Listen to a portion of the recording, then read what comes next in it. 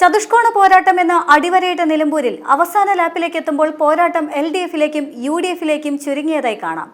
പിണറായിസം, സതീശനിസം എന്നിങ്ങനെ പേര് മാറി മാറി നിന്ന അൻവറിന്റെ അൻവറിസ രാഷ്ട്രീയത്തിന് കഴമ്പില്ല എന്ന് ഉറപ്പിച്ച ഘട്ടത്തിലാണ് 19,760 വോട്ട് നേടിക്കൊണ്ട് നിലമ്പൂരിലെ യഥാർത്ഥ സുൽത്താൻ താൻ തന്നെയാണ് എന്ന് PV അൻവർ അടിവരയിട്ടത്.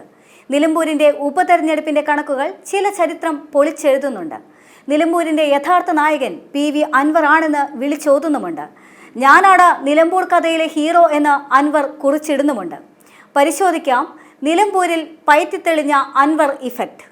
അൻവറുമായുള്ള കൂട്ടിനെ UDF തള്ളിയപ്പോഴും നിലമ്പൂരിൽ അൻവറിന്റെ സ്വാധീനത്തെ കൃത്യമായി ലീഗിനറിയാമായിരുന്നു എന്ന് വേണം കരുതാൻ. അൻവറിന്റെ നീക്കവും ലീഗിന്റെ മൃദു സമീപനവും ഇവ വിളിച്ചോതുന്നുണ്ട്. അൻവർ പിടിച്ചെടുത്ത വോട്ടുകളിൽ പലതും UDF കേന്ദ്രങ്ങളിൽ നിന്നുമായിരുന്നു. ആദ്യ റൗണ്ടിൽ വഴിക്കടവ്, മൂത്തേടം തുടങ്ങിയ പഞ്ചായത്തുകളിൽ UDF-ന് മുകളിൽ തരംഗം സൃഷ്ടിക്കാൻ അൻവറിന് കഴിഞ്ഞിട്ടുണ്ട്. മൂത്തേടം ലീഗിന്റെ ശക്തി കേന്ദ്രമാണ്. പക്ഷേ ലീഗിന്റെ ആ ശക്തി കേന്ദ്രത്തിലും PV അൻവർ തന്റെ സ്വാധീനം കൃത്യമായി അടയാളപ്പെടുത്തുന്നുണ്ട്. വഴിക്കടവിൽ കോൺഗ്രസിന് ലഭിക്കുന്ന ഭൂരിപക്ഷം വെച്ചായിരുന്നു UDF-ന്റെ ആദ്യഘട്ടത്തിലെ കണക്കുകൂട്ടൽ. എന്നാൽ വഴിക്കടവ് PV അൻവർ കൊണ്ടുപോയി എന്നതാണ് സത്യം. എങ്ങനെ അൻവറിലേക്ക് വോട്ട് ഒഴുകി എന്നതാണ് അതിൽ ഏറെ നിർണായകം. ആന്റി പിണറായിസം എന്നാണ് അൻവറിന്റെ അവകാശവാദം. വാസ്തവത്തിൽ പിണറായിസത്തിനെതിരായ വോട്ടുകൾ രണ്ടായി ഭിന്നിക്കപ്പെട്ടു. ആര്യാടൻ ഷൗക്കത്തിലേക്കും PV അൻവറിലേക്കും.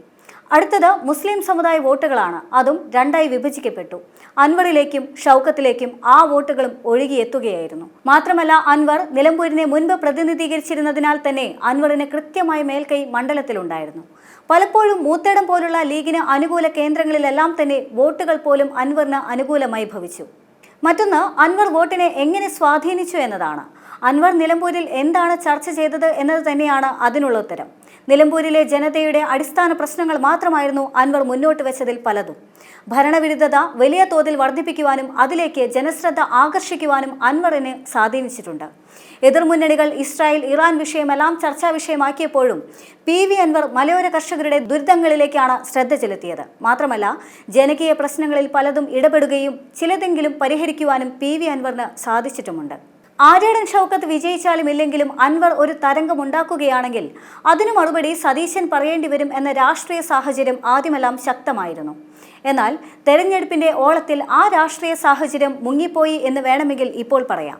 മാത്രമല്ല അതിന് മറ്റൊരു വിശദീകരണം കൂടി ഇപ്പോൾ പുറത്തു വരുന്നുണ്ട്.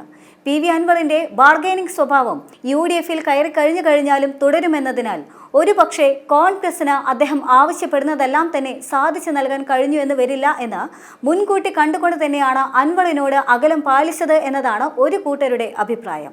മറ്റൊന്ന്, നിലമ്പൂർ മണ്ഡലം പതിയെ ലീഗിന്റെ ശക്തി കേന്ദ്രമായി മാറും എന്നതാണ്. ആര്യാടൻ മുഹമ്മദിന്റെ കാലത്ത് ആര്യാടന് മണ്ഡലത്തിൽ ഏറെ സ്വാധീനമുണ്ടായിരുന്നുവെങ്കിലും ലീഗുമായുള്ള സ്വരച്ചേർച്ച മൂലം ഒരു അടിത്തറയുണ്ടാക്കുവാൻ ലീഗിന് സാധിച്ചിട്ടില്ല. എന്നാൽ ഇത്തവണത്തെ നിലമ്പൂർ ഉപതെരഞ്ഞെടുപ്പിൽ ക്യാമ്പയിനിൽ മാനേജരായി ഇറങ്ങിയത് ലീഗിന്റെ ഭാഗത്തു നിന്നും കുഞ്ഞാലിക്കുട്ടിയായിരുന്നു.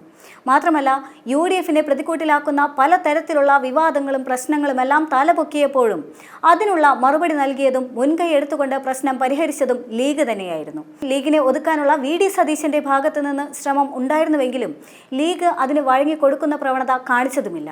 ഈ സാഹചര്യങ്ങളെല്ലാം വിരൽ ചൂണ്ടുന്നത് നിലമ്പൂർ ഒരു UDF അനുകൂല മണ്ഡലമായി മാറാനുള്ള സാധ്യതയിലേക്കാണ്. ഒന്നുകൂടി തിരുത്തിയാൽ ലീഗിന്റെ ശക്തി കേന്ദ്രമായി മാറാനുള്ള സാധ്യതയിലേക്ക്.